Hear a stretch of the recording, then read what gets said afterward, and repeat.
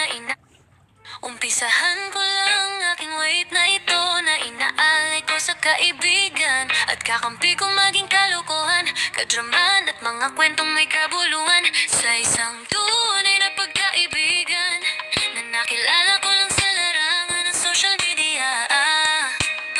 Social media. Nagsilbing kakambal sa loob ng social media. Siya nga pala si Arlene, na palaging hanap ko sa tuwing na salamat at dumating ka, kaibigang maituturing na parang kapatid at kapamilya. At ito pa ang aking one and only Shenyo.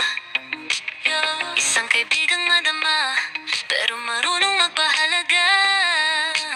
Kay rami ring pinagdaanan, pero di alintana. Wala kayang katulad, isang tunay na kaibigan, maaasahan, maging sa kalokohan. Kaya't nagpapasalamat, dahil ako'y mayroong kayo. Isama ko ba ang isang espesyal na tao sa aming lahat? Isang makulit na katangiang malupet, junior na kulit, dati ng malupet. At ito pa, isama mo pa yung isang taong walang kampihan kapag mali ka.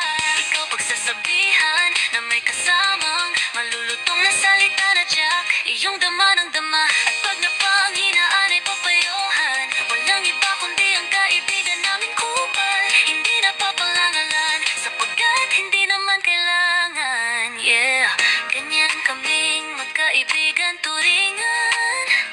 Hindi lang kaibigan, tunay na maaasahan sa isa't isa.